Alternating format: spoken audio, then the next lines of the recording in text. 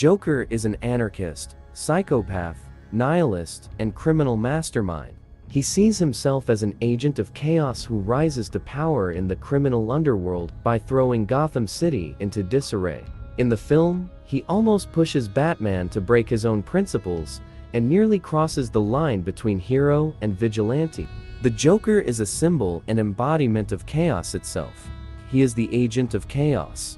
However, we don't fully understand the Joker. We know he is Batman's villain and aims to create chaos in Gotham. But why? What are his motivations? And what is his philosophy?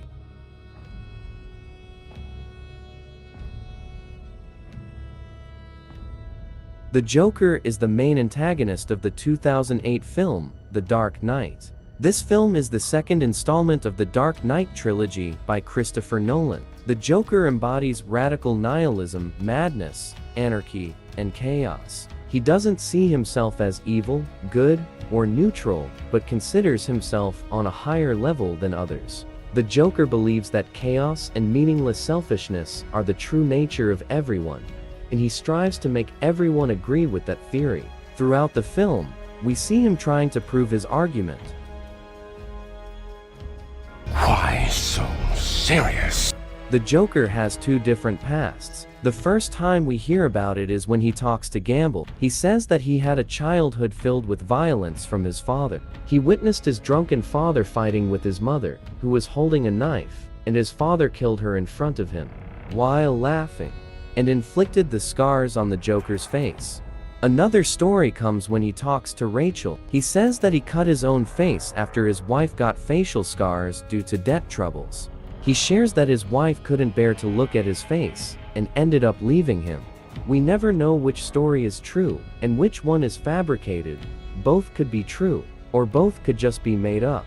We don't know if he's simply trying to confuse people or if he himself is confused about his own past. Or perhaps he intentionally scarred his own face because he wanted to see himself smile.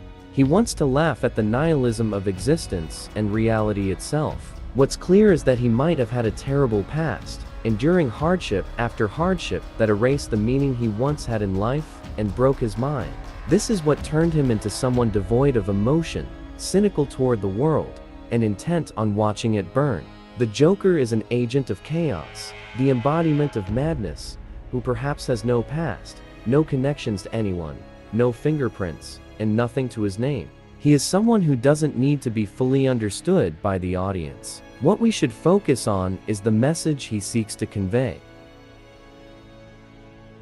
Some men just want to watch the world burn. The Joker is vastly different from any other villain in any show. While most villains act out of selfish reasons and use chaos as a means to achieve their goals, the Joker does not. He is the very symbol of chaos itself. He exists to create chaos. The Joker is extremely dangerous because he doesn't desire what ordinary people want.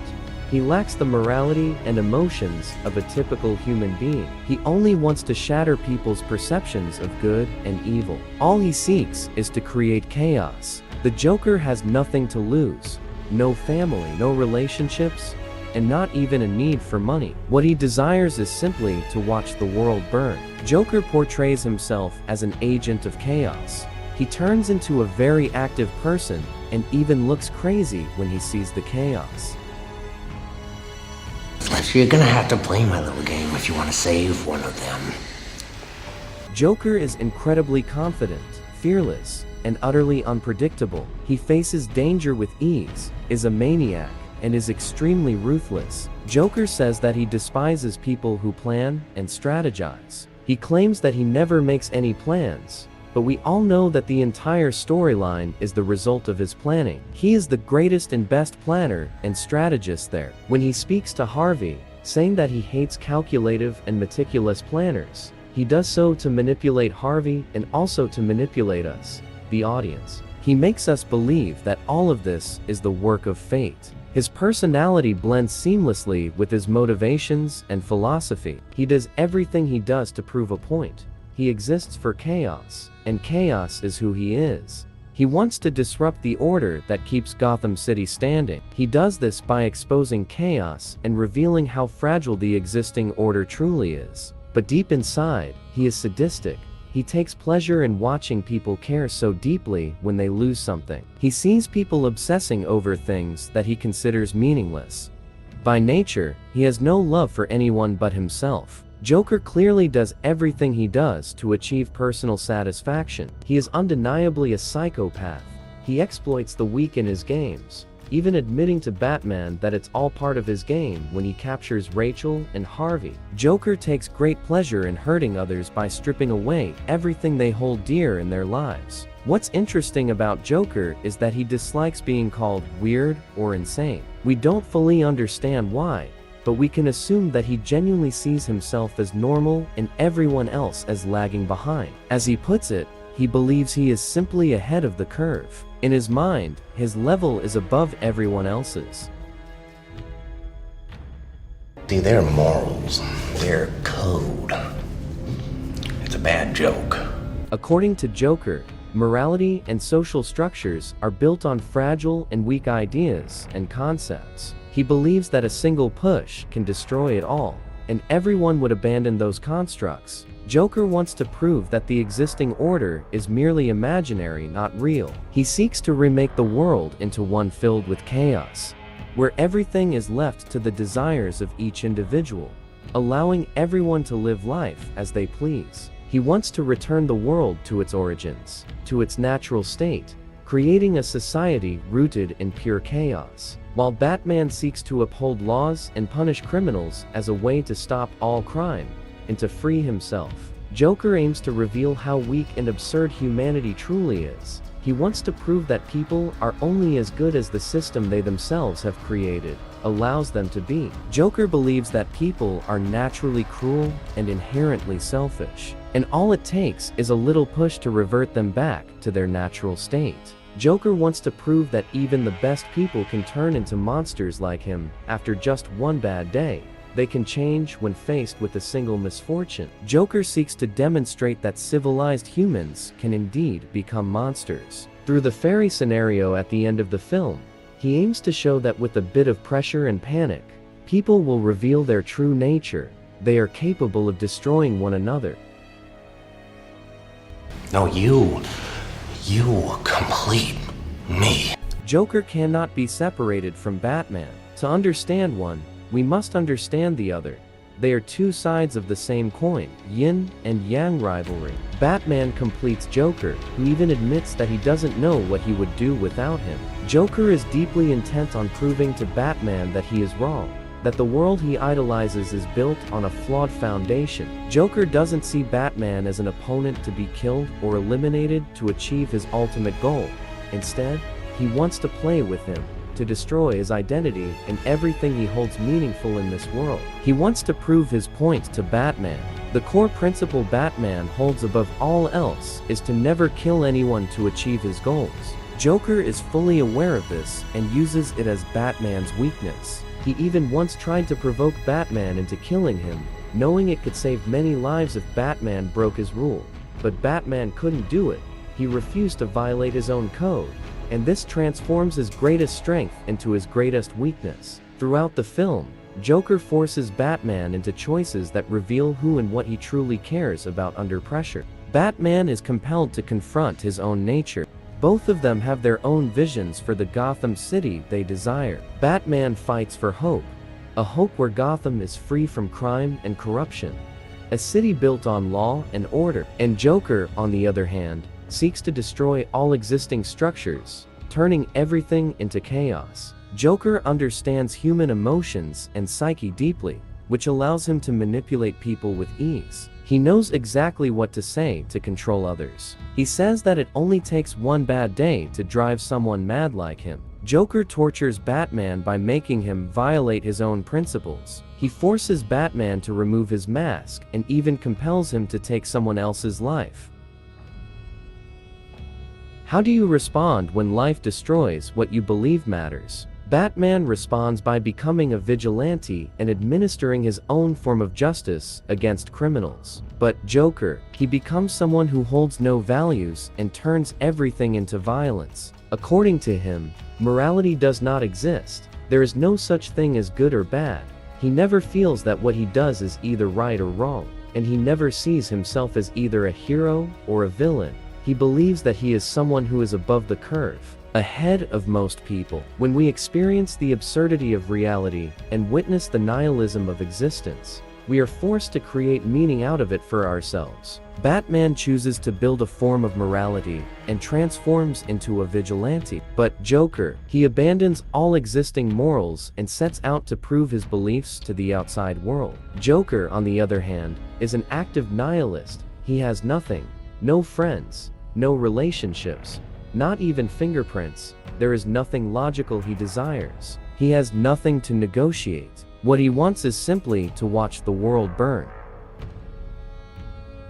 From the first scene we see him, we realize that Joker is a genius strategist. He calmly plans and executes his strategies with great detail, and he succeeds. Every step he takes, from this scene to the end of the film, is meticulously planned. Even Batman, known for his high intelligence, is always one step behind him. Just like us, the audience, Joker begins his action by robbing the mafia bank.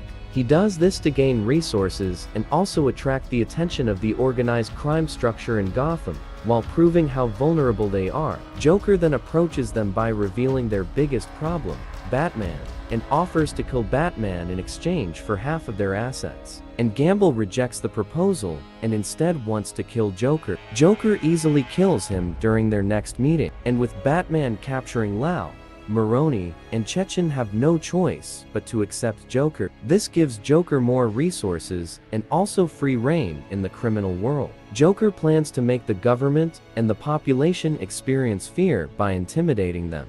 Joker creates terror against them. Joker kills a copycat Batman to make the population fear and turn against Batman, making them believe that Batman is the cause of all the deaths of innocent people. Joker creates chaos after chaos, causing the people of Gotham to question and eventually fight against Batman. He turns Batman's moral code into his own weakness. Joker knows that Batman will never kill, even if it's the only way to stop him. Joker forces Batman to question himself. Are the principles and moral rules he's held on to all this time really necessary? Are they as important as he believes? Throughout all of this, the pressure on Batman continues to rise as innocent people keep dying. This turns the people of Gotham against Batman, and the pressure becomes so intense that Batman's true character is revealed. Batman decides to surrender himself. However, he changes his mind when Harvey Dent confesses to being Batman and takes his place. After this, Joker is captured. We never truly know whether he actually wanted to be caught or not, but it's clear that he had a plan to escape from prison. Most likely, Joker may have wanted to be captured so that he could speak directly to Batman, face to face, manipulating him further from within the confines of the jail. When they meet, Batman tries to dominate Joker through physical violence. But Joker is not a typical criminal who can be intimidated by physical force. Joker proves that Batman's physical strength becomes a weakness when facing him. Once again, Joker turns Batman's greatest asset into a liability. Joker begins by shaking Batman's moral foundation, making him feel guilty for the murders he's responsible for. He then captures Rachel and Harvey, knowing their feelings for her, and aims to destroy both men emotionally by killing her, pushing them further into chaos and despair. Joker is highly skilled at exploiting Batman's greatest weaknesses. He is able to make Batman feel powerless. Once again, Joker reveals Batman's true identity. By choosing Rachel, Batman shows that he still has something more precious to him than Gotham's well-being. In the subsequent actions, he intends to prove his point, proving that humans are inherently bad, and all it takes is a little pressure and panic for them to abandon their morals. He threatened to blow up the hospital, and people went mad, wanting to kill. This proved that Joker had been right all along, that a person could turn into a wild animal when someone they loved was threatened. The next move was to create two ships, one full of civilians and the other full of prisoners, and make them try to blow each other up. Here, Joker was wrong. It turned out that human morality wasn't as bad as he had thought. No ships exploded, no one was killed. And this proved that Joker had been wrong all along. But this didn't stop him. If he hadn't been caught, he would have continued pushing people harder to reveal their own darkness. Even though Joker failed here, even though Batman won the battle, Joker won the argument. Harvey Dent, the White Knight who was so idealistic, the best of them, who had such high hopes for Gotham City, now no longer cared about what was good or evil. He became someone like Joker. Joker scored 2 victories by making Batman the enemy of Gotham and turning the best of them into monsters. Indeed, the citizens and prisoners on the ship did not blow each other up, and Batman succeeded in preventing the Gotham police from killing innocent people. He also managed to capture Joker, but Joker had already corrupted the symbol that was meant to heal the city. Joker even forced Batman to take all the blame for Harvey Dent's criminal actions. Batman was shattered by this and chose to imprison himself for years. Here, the hero lost, and he fled from the world, hiding away. In the end, it was Joker who won their little game.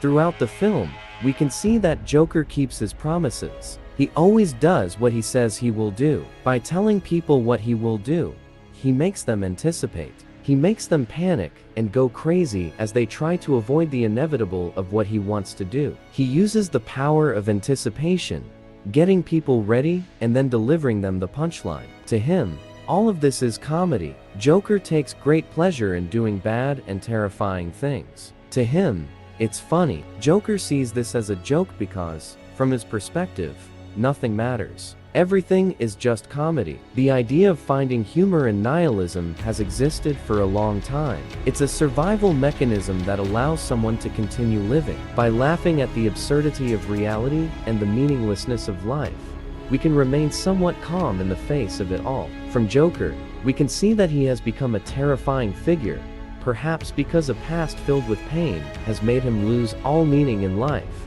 He is angry at the absurdity of the world and the moral system in place. He feels that nothing in this world matters. Everything is nihilistic. He sees that the existing system will only bring continuous pain and sorrow. At this point, the world with all its systems laughs at him, and he thinks, why not laugh back? The scariest thing about Joker is that we know he is right.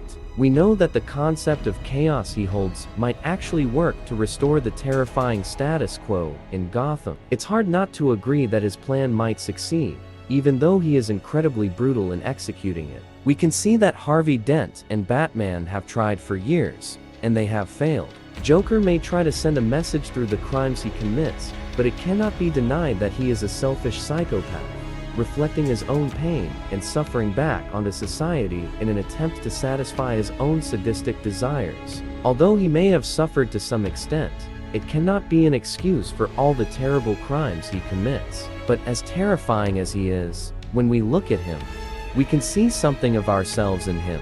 We might often have doubts about the moral code of others, and we certainly have moments where we just want to see the world burn. Although we would never do what he does, we can somewhat understand his way of thinking.